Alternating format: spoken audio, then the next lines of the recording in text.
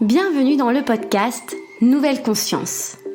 Nous discuterons ensemble de projets, d'œuvres et d'acteurs vecteurs d'espoir pour l'édification d'un monde plus respectueux du vivant et de soi-même. Je suis Manon Sala et je chemine depuis longtemps pour comprendre le lien intrinsèque entre le bien-être individuel et l'élan du collectif. Je vous invite à me joindre dans ce jeu de pistes afin de semer ensemble les indices vers une nouvelle conscience.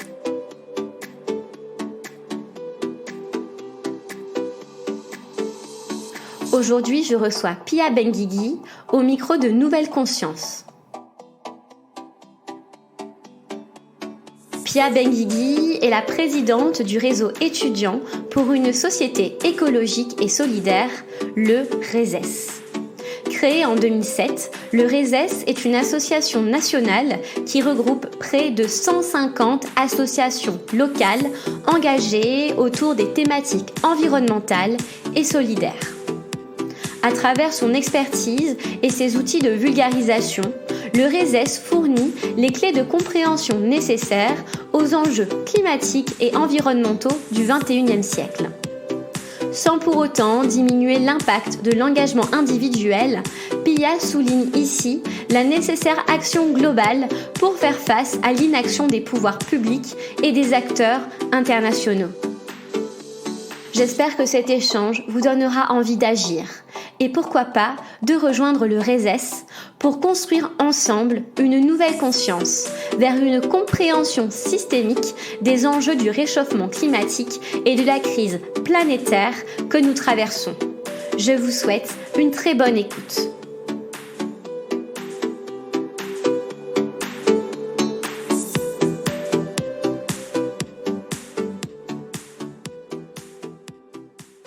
Bonjour Pia. Bonjour. Comment vas-tu en ce lundi matin ? Ça va bien, un peu fatiguée de mon semestre, mais ça va très bien dans l'ensemble.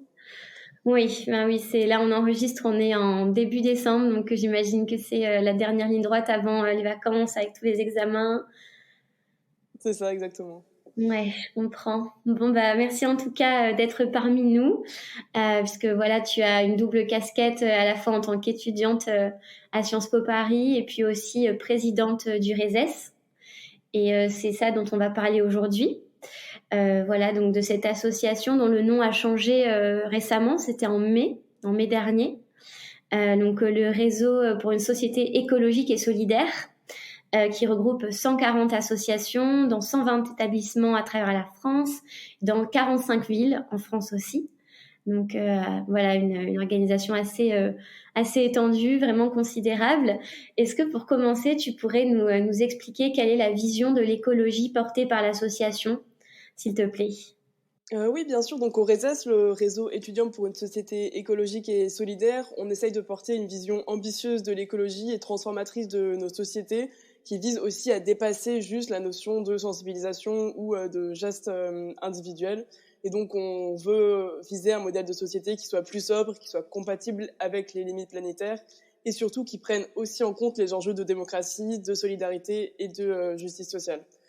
Donc pour ça, comme je l'ai dit, on essaye de dépasser cette approche individuelle et d'aller au-delà de la sensibilisation parce qu'on pense qu'il est temps pour autre chose. Et évidemment, c'est très important, chacune, d'agir à notre échelle individuelle ou à une échelle très locale. Mais les crises auxquelles on fait face aujourd'hui, et la crise écologique évidemment en premier lieu, ça demande des changements politiques, des changements structurels qui sont importants, voire massifs. Et donc, il est temps aujourd'hui d'arriver à ces changements et on essaye au sein du RESES de pousser pour ça et donc de porter un message qui soit plus politique. Ok. Et du coup, votre particularité, justement, c'est de réunir les associations. Donc, vous êtes l'association avec les autres associations. Donc, quels sont les besoins des associations de terrain ? Comment a émergé le RESES ? Enfin, voilà, est-ce que c'était un constat qu'il y avait un manque de concertation ? Voilà, qu'est-ce qui vous a poussé ? Et puis, au final, qu'est-ce que vous apportez de plus ?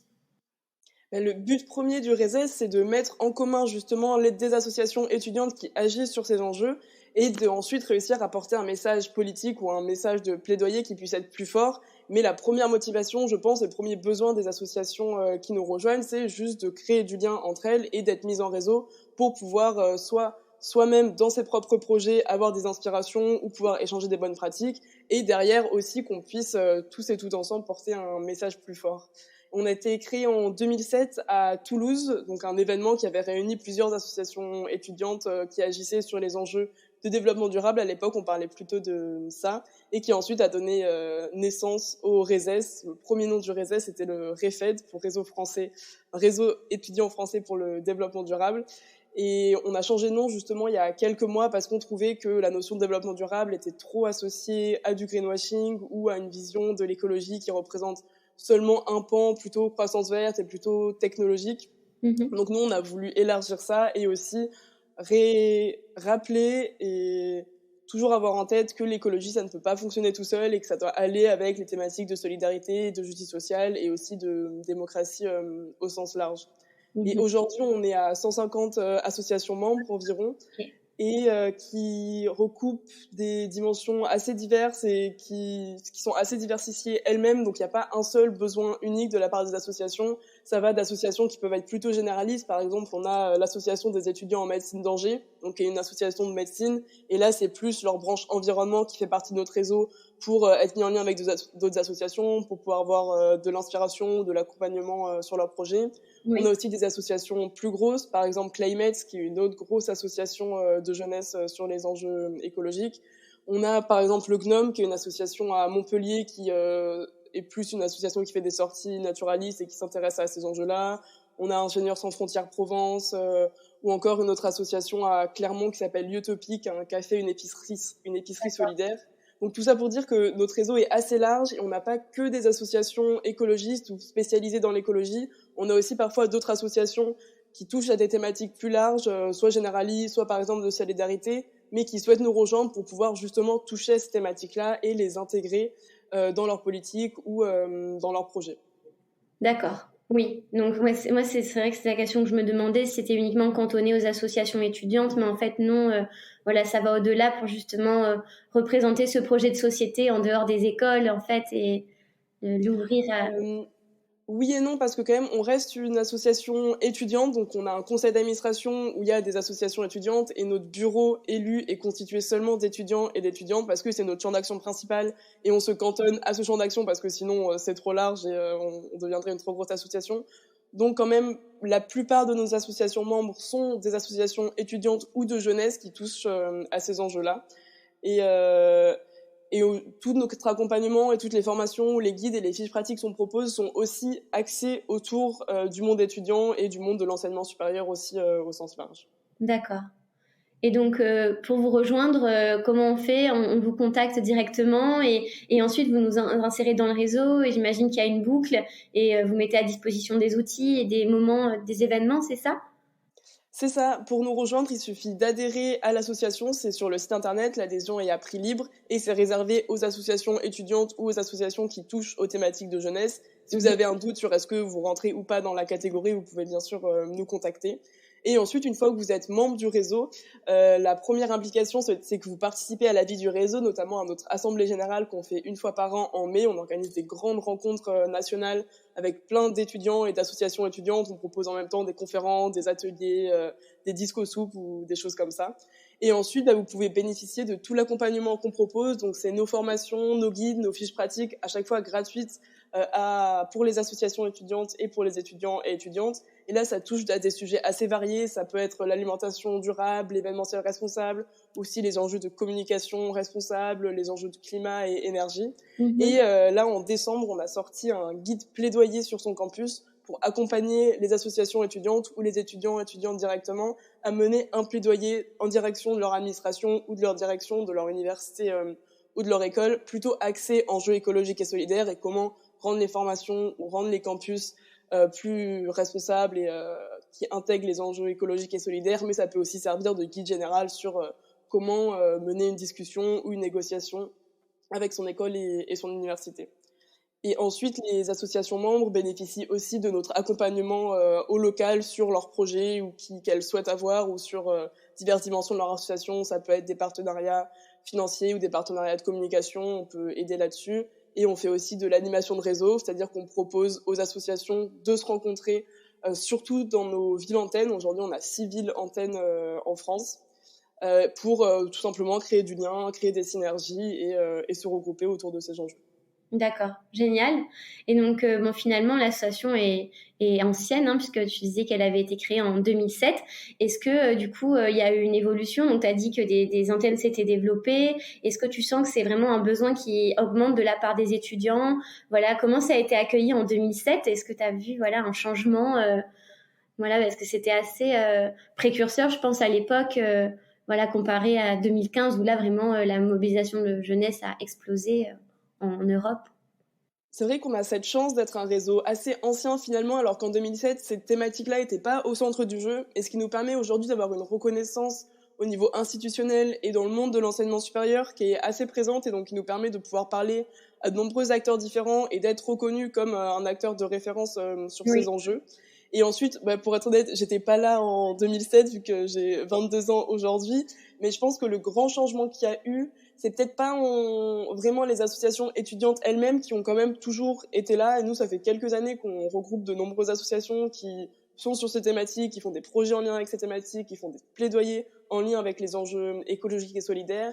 Mais le grand changement depuis, en effet, 2015, le début des mouvements, du mouvement climat, et surtout depuis 2018-2019, où là, ça a été vraiment la jeunesse, les étudiants et les étudiantes, pas que évidemment, mais beaucoup de monde qui est sorti dans la rue avec les grèves climat et tous les mouvements qu'il y a eu. Là, depuis ce moment-là, surtout dans le monde de l'enseignement supérieur, donc dans les écoles et dans les universités, on remarque qu'il y a quand même beaucoup plus d'écoute qu'avant et beaucoup plus d'attention qui est portée à la voix étudiante. Et d'accord. ça, on le voit, nous, côté étudiants, évidemment, qui nous font des retours là-dessus, et on voit que les associations mènent de plus en plus de projets en lien, mais on le voit surtout au niveau des établissements avec qui on est en lien, donc des établissements d'enseignement supérieur, qui vraiment prêtent attention à ces thématiques et nous écoutent, alors qu'avant, souvent, on nous trouvait gentils, on trouvait qu'on avait des projets super, mais on était beaucoup moins écoutés et on était beaucoup plus régulièrement mis de côté, alors qu'aujourd'hui, c'est vraiment au centre du jeu et la plupart des établissements ont pris conscience de ces enjeux et essayent de mener des projets en lien avec ça. Évidemment, on trouve que ça va pas assez vite ou que c'est souvent pas assez ambitieux, mais en tout cas, la grande différence, je pense, ces dernières années, c'est qu'il y a vraiment maintenant cette volonté d'agir au sein du monde de l'enseignement supérieur et aussi chez les étudiants et les étudiantes directement. Et d'ailleurs, ce qui est assez intéressant et ce qui est pour nous aussi une vraie force, c'est que très souvent, c'est les étudiants et les étudiantes directement qui poussent pour ces actions et qui saisissent leurs établissements pour que ça puisse bouger et pour que l'établissement prenne enfin en compte Oui, ces enjeux-là et prennent des mesures en sens, que ce soit pour les campus ou pour les formations ou pour les partenariats de l'établissement, etc. oui. Oui, donc le pouvoir donc dans l'université va être inversé, ça va être vraiment maintenant vers le bas, les étudiants qui vont impulser, en tout cas pour le départ, pour l'initiative. Après, je sais pas dans l'exécution si vraiment il y a. Est-ce que tu sens, enfin, que vous êtes un partenaire privilégié avec les directeurs d'universités, les grandes écoles. C'est qui vraiment vos interlocuteurs principaux à part les étudiants?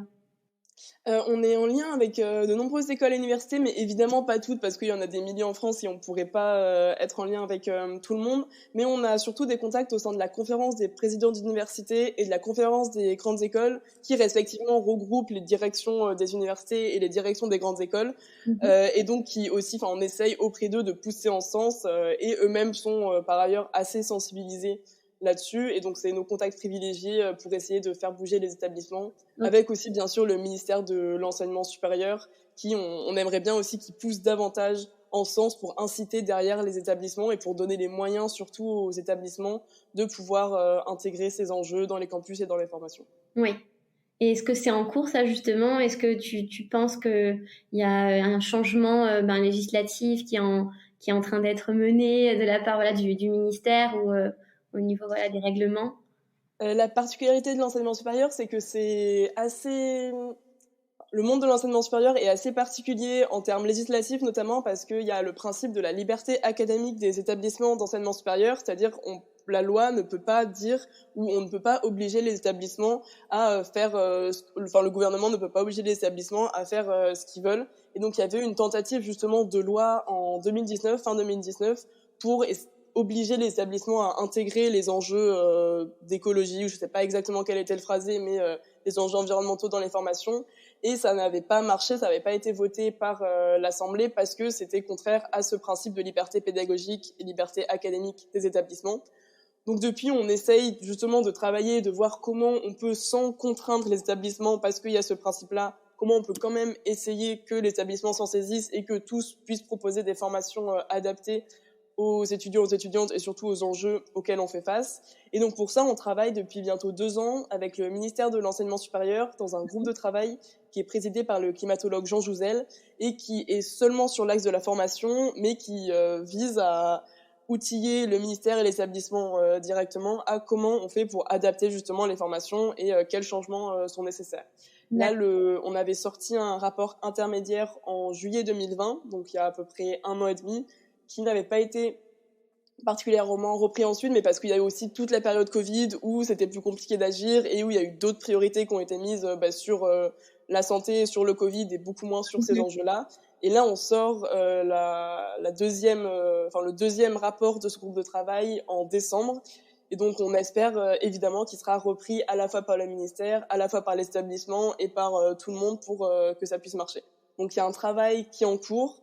Le ministère s'en est saisi, mais il y a quand même une action qui est très lente, qui est inhérente à ce monde de l'enseignement supérieur, qui est très difficile à faire bouger parce qu'il y a beaucoup d'acteurs différents, parce que c'est des modèles qui sont compliqués, parce que c'est des machines aussi qui sont très complexes.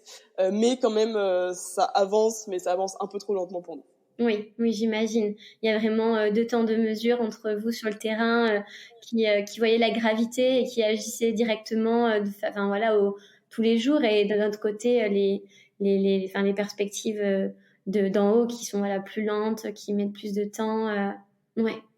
Ouais, c'est ça, et ça peut être assez frustrant parce que pour nous, l'urgence, une des urgences et un des plaidoyers qu'on porte aussi, parce qu'on a cette particularité d'être actif sur le monde étudiant, c'est au niveau de notre formation en tant qu'étudiant et étudiante. On pense que tous les étudiants devraient être formés aux enjeux écologiques et de solidarité, à la fois en formation initiale, c'est-à-dire avoir un socle commun de qu'est-ce que c'est la crise écologique, qu'est-ce que c'est le changement climatique, juste pour pouvoir comprendre un peu ce qui nous arrive et surtout ce qui va nous arriver dans les années à venir, mais aussi on pense que chaque filière et chaque cursus doit aussi adapter ses cours pour intégrer ces enjeux-là, pour que derrière tous les métiers, ou quasiment tous les métiers, puissent les intégrer, vu que évidemment à la fois aujourd'hui et à la fois demain, on devra adapter et modifier nos professions, nos métiers, notre modèle de société pour arriver à un modèle sobre, un modèle de société écologique et solidaire.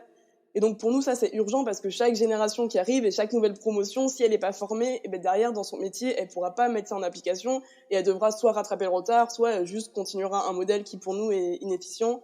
Et donc chaque année de perdu, chaque promotion de perdu, c'est des milliers ou des millions d'étudiants, enfin plutôt des milliers, qui ne sont pas assez formés et qui auront un manque à rattraper derrière. Donc c'est pour ça qu'on pousse pour que ça se fasse le plus vite possible, mais tout en aussi évidemment prenant le temps de faire ça bien et de faire ça correctement. Donc ça peut être frustrant et il y a ces deux dimensions à prendre en compte. Surtout que là, donc, vous avez sorti récemment un article qui montre que 79% des jeunes sont intéressés par ces sujets. Là, c'est vraiment la thématique sociale la plus citée, donc d'après une étude de l'Ipsos, devant l'éducation, devant le chômage. Donc, je pense, d'après cet article, que les jeunes seront réceptifs et réceptives à ces thématiques-là, puisqu'ils veulent s'en saisir. Ouais, c'est ça. Évidemment, je pense que les jeunes et le monde étudiant est très réceptif là-dessus parce qu'on a été sensibilisés là-dessus, parce qu'il y a eu ce mouvement climat là il y a 2 ans qui avait beaucoup pris et qui aujourd'hui encore, je pense, a des répercussions. Et nous, on avait sorti une étude en septembre dernier, en septembre 2020, donc il y a un peu plus d'1 an, qui s'appelle, qui est notre consultation nationale étudiante qu'on mène tous les 3 ans et on interroge les étudiants et les étudiantes sur les enjeux de société au prisme des enjeux environnementaux. Et on essaye d'avoir une représentativité du monde étudiant, donc c'est-à-dire on n'a pas que interrogé les membres de notre réseau et des écolos pour la faire court, mais on a redressé les résultats pour que ce soit le plus représentatif possible du monde étudiant, et on était arrivé à des chiffres similaires ou à des chiffres qui vont dans le même sens que l'enquête qui est sortie récemment, ou que les enquêtes aussi qui sortent assez régulièrement sur le sujet. Et nous, un des gros chiffres qui était ressorti, c'était que 85% des étudiants et des étudiantes sont inquiets, voire angoissés vis-à-vis de l'avenir au regard du changement climatique. Donc oui, ça montre que c'est bien une inquiétude générationnelle qui est aussi partagée, je pense, par beaucoup de personnes jeunes ou pas jeunes, mais chez les étudiants et les étudiantes, c'est particulièrement présent et c'est une inquiétude qui, je pense, fait partie de nous pour beaucoup. Il y a la thématique de l'éco-anxiété aussi ces dernières années qui ressort beaucoup parce que c'est un vrai fait que, évidemment, qu'on est extrêmement inquiet pour notre futur au vu de ce qui nous arrive dessus et au vu de l'inaction aussi des gouvernements derrière. Oui. Et quelles sont les différentes modalités d'action puisque donc j'avais regardé les chiffres d'engagement dans des organisations donc de protection de l'environnement ou écologique et j'avais été assez surprise de voir qu'il y avait uniquement voilà 10% des 18-25 ans selon une étude publiée par Opinionway. Donc peut-être qu'il faut penser que les jeunes s'engagent autrement que uniquement en rejoignant des mouvements écologistes. Enfin, qu'est-ce que vous voyez sur le terrain en fait? Oui, c'est ça. Bien sûr qu'il y a les associations écologistes sont pas la seule manière de s'engager et heureusement qu'il y a aussi plein d'autres formes de mobilisation. Il y a déjà l'approche individuelle. Pour moi, c'est pas suffisant, mais déjà juste faire des gestes individuels, c'est évidemment une forme d'engagement et tout le monde n'a pas le temps, n'a pas les moyens, n'a pas l'énergie pour s'engager dans ces mouvements et pour moi, c'est normal que tout le monde ne soit pas engagé. Mais après, dans les freins, ce qui ressort de cette consultation nationale étudiante qu'on a sortie il y a un peu plus d'un an, en termes de consommation, déjà, le premier frein à consommer de manière plus responsable, de manière éthique, c'est le prix. Et évidemment, parce que c'est un public étudiant, donc c'est normal que ça ressorte, mais de manière générale, évidemment que le prix, ça peut être un obstacle aussi, le manque d'alternatives, parce qu'on est toujours dans un système où ça coûte plus cher de consommer plus responsable, de consommer bio, de consommer de manière écologique, disons. Et ça, évidemment, ça va pas. Et c'est là, nous, où on essaye de toujours lier enjeux environnementaux et enjeux sociaux, aussi pour pas culpabiliser les gens parce qu'ils consomment de manière non responsable. C'est aussi parce que le système est profondément dysfonctionnel, parce que sinon, on n'aurait pas à payer plus cher pour quelque chose finalement de mieux. Donc, voilà. C'est clair. Et aussi, pour moi, un des freins à ça, c'est la formation, et ça revient à ce que je disais. Il y a beaucoup d'étudiants aujourd'hui qui sont sensibilisés là-dessus, ça c'est sûr. Je pense qu'on est une génération qui est née là-dedans, et donc on est très sensible.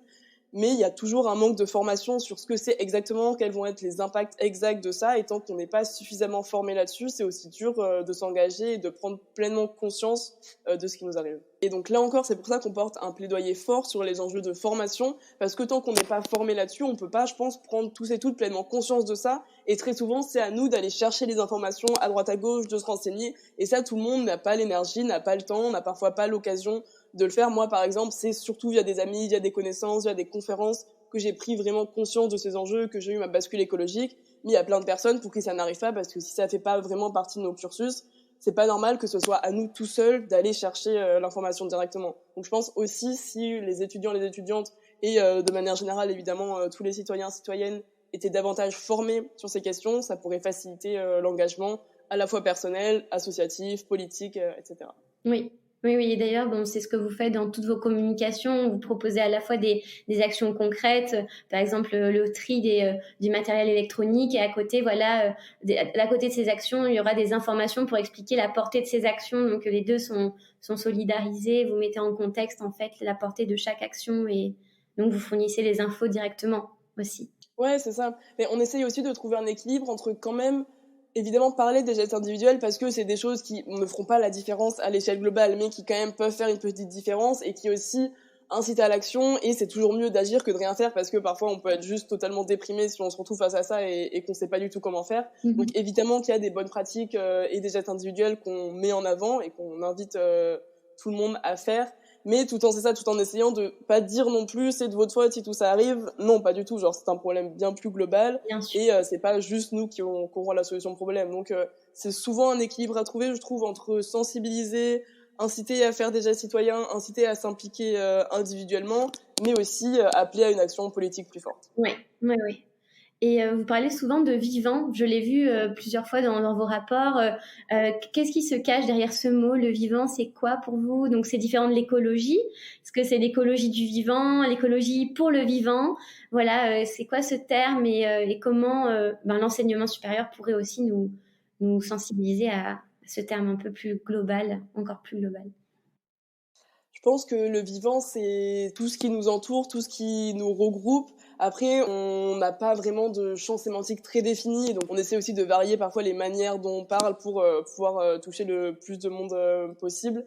Mais en effet, le vivant, je trouve que ça a une dimension plus politique d'en parler, non plus poétique aussi, à la fois politique et à la fois poétique, dans le sens où c'est pas juste nous, humains, dans ce monde-là, ou juste une vision parfois qui est capitaliste de l'écologie, mais là, c'est essayer aussi d'élargir notre vision, d'élargir un peu ce qu'on fait, ce qu'on pense, pour plus se resituer, nous, au milieu d'autres choses et essayer d'inclure d'autres dimensions et de réfléchir peut-être plus poétiquement aussi à ces questions-là. Ouais, d'accord.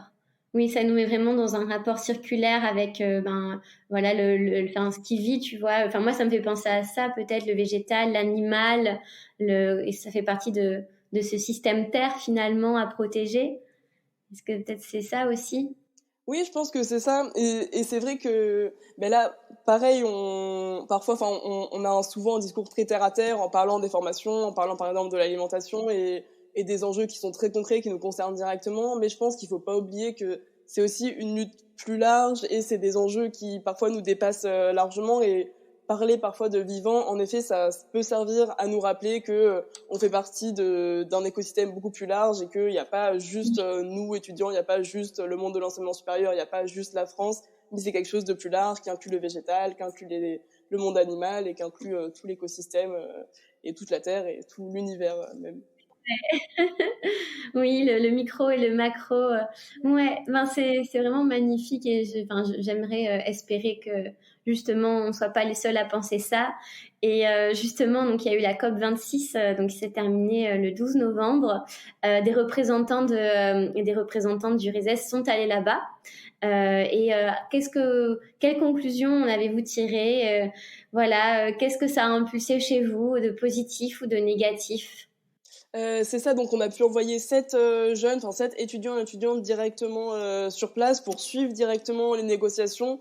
Évidemment pas y Ouais. participer de manière directe, mais pouvoir suivre ça et pouvoir aussi rapporter ce qui se passe et faire de la communication autour de ça pour essayer de sensibiliser du monde autour de ça et juste d'observer directement ce qui s'y passe et pour faire entendre aussi la voix des jeunes, la voix des étudiants, des étudiantes qui pour nous est pas assez entendue.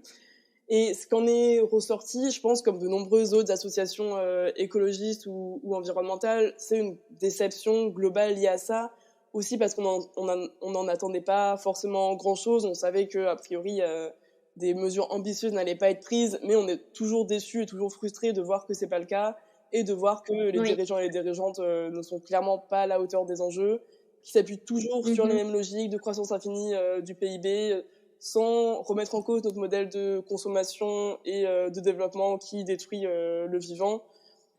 Et donc, Oui. à partir de là, on savait qu'il y avait pas à avoir un renversement de ce modèle de société-là qui est à l'origine de la destruction du vivant. Donc forcément, on n'en attendait pas des choses extraordinaires. Mais on a quand même réussi Oui. à être déçus par le manque d'ambition qu'en est ressorti sur de nombreux sujets. Évidemment, il y a quelques points positifs qui en sont ressortis, heureusement. Mais globalement, ce qu'en est ressorti, c'est une déception et ça a renforcé l'idée qu'on se fait que les gouvernements, que ce soit en France ou dans le monde, sont pas à la hauteur des enjeux en termes d'action et aussi en termes de logique. Oui. Oui. Et est-ce qu'il y a eu une assemblée des jeunes pour parler directement avec les dirigeants et les dirigeantes ou les jeunes étaient uniquement en tant que spectateurs ou actifs, mais dans le côté du coup plus voilà associatif. Vraiment, est-ce qu'il y a pu y avoir cette rencontre entre les générations ou pas durant la COP26? J'ai peur de dire des bêtises parce que c'est pas le sujet que je maîtrise le mieux. Il y a une délégation qui s'appelle Youngo et qui justement regroupe toutes les associations jeunes autour de ça qui visent à porter la voix des jeunes sur cette thématique. Au RESES, on fait Oui. partie de YEE, qui est Youth Environment Europe, donc un réseau d'associations environnementales en Europe qui là aussi vise à regrouper tout le monde et à faire entendre la voix des jeunes. Comme nous, au RESES, à l'échelle de la France, on regroupe 150 associations étudiantes pour avoir une voix plus forte. Il y a pareil au niveau européen en termes de monde étudiant ou de jeunes. Mais par contre, il me semble pas qu'il y ait vraiment d'instances dédiées spécifiquement ou institutionnalisées de dialogue Oui. entre la jeunesse et les institutions. Ça se fait plutôt à des échelles micro ou à des échelles locales où des personnes veulent nous rencontrer. Par exemple, ça a été beaucoup le cas avec Greta Thunberg, à un moment qui rencontrait beaucoup de personnes, mais c'était pas vraiment dans un cadre institutionnel ou dans un cadre dans quelque chose qui soit encadré. C'était plus sur la volonté des dirigeants et des dirigeantes. Et globalement, on est assez peu écouté. On entend notre parole, ça c'est sûr, on arrive à s'exprimer, mais derrière, ça se traduit quasiment jamais en action concrète. Enfin, sinon, on le verrait bien, ça fait des années, et particulièrement depuis justement 2019, enfin 2018, 2019, qu'on fait entendre une voix quand même forte. Et c'est ça que je trouve aussi intéressant, c'est que la jeunesse, qui est engagé sur ces questions-là, arrive à porter une vision d'un certain point de vue radical, c'est-à-dire qui revient à la racine des problèmes et qui demande des changements assez profonds, assez structurels dans nos modèles de société. C'est, je pense, ce qui fait la particularité ces dernières années du mouvement jeunesse-climat, parce que les enjeux sont tels et les problématiques sont telles qu'il n'y a pas d'autre solution que de demander ces changements plus structuraux dans nos sociétés. Mais derrière, ça se répercute pas en termes d'action et en termes concrets, il y a rien qui en ressort pour l'instant. Ouais.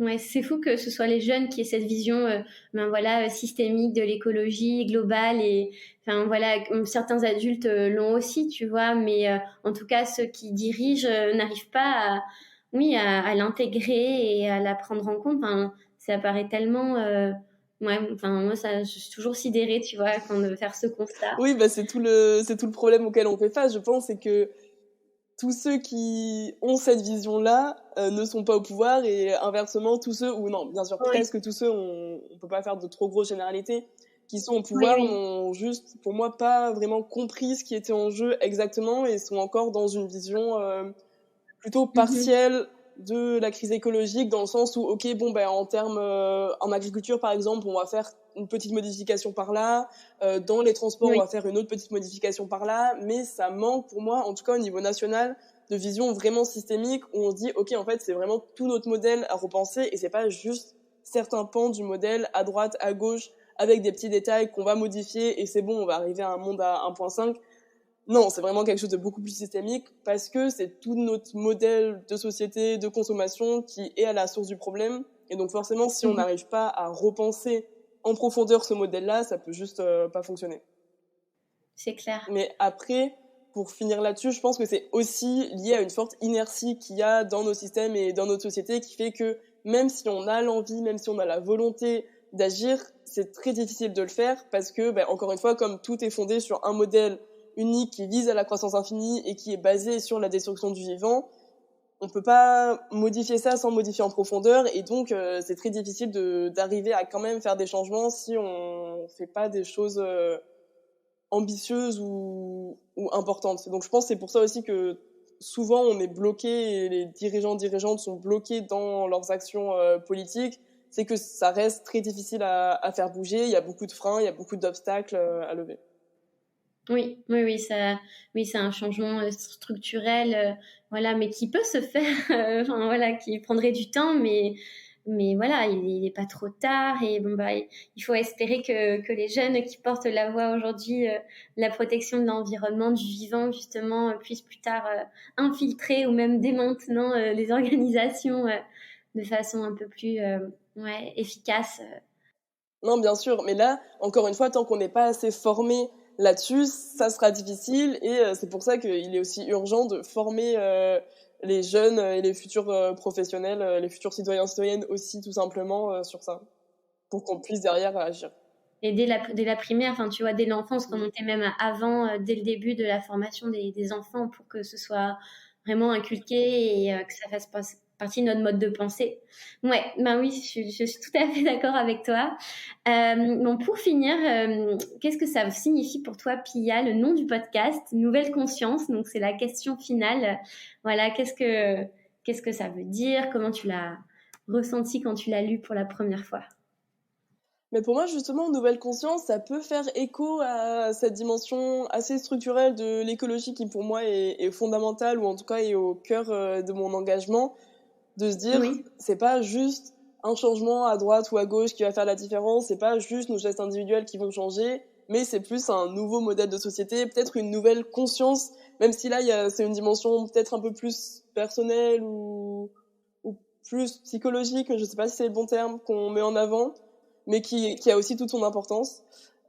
Et donc c'est cette nouvelle conscience, je pense, à avoir à la fois du vivant, à la fois de nos sociétés et du monde qui nous entoure pour pouvoir arriver à ces changements. Et j'ai l'impression, c'est justement en faisant des podcasts, en faisant des livres, des films, des conférences et en sensibilisant, en parlant de ces enjeux, c'est comme ça qu'on peut peut-être créer cette nouvelle conscience et semer des graines un peu chez tout le monde qui font que petit à petit on arrive aussi à transformer les imaginaires. Et c'est peut-être ça aussi qui ressort de Nouvelle Conscience, c'est toute toute la thématique des récits, des imaginaires, qui est parfois mise de côté, mais qui a aussi toute son importance parce que c'est pas juste en faisant des actions très concrètes ou très techniques qu'on va arriver à des changements, mais c'est aussi tout un modèle de société à repenser et à changer, et c'est en passant par une nouvelle conscience et par des nouvelles logiques de pensée, de réflexion, de mode de vie qu'on peut, pour moi, arriver à faire la différence et aussi à embarquer tout le monde là-dedans, parce qu'on peut pas faire de transition écologique et on peut pas faire de changement de nos modèles de société si les gens sont contre et si on suit pas. Donc c'est aussi toute cette dimension, moi, que je vois derrière Nouvelle Conscience. D'accord, merci. Super. Et pour vous suivre, on peut vous retrouver du coup sur votre page Instagram, sur votre site internet qui est très bien fait, sur LinkedIn, sur Facebook, sur Twitter, et vous écrire si vous voulez rejoindre le réseau, et être accompagné par Pia et toute son équipe. C'est ça. Merci beaucoup, Manon. Merci à toi.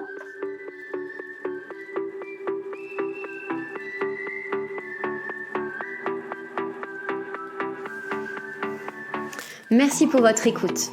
Si ce podcast vous a plu, la meilleure façon de le soutenir est de lui laisser 5 étoiles sur iTunes, Spotify et sur Apple Podcasts.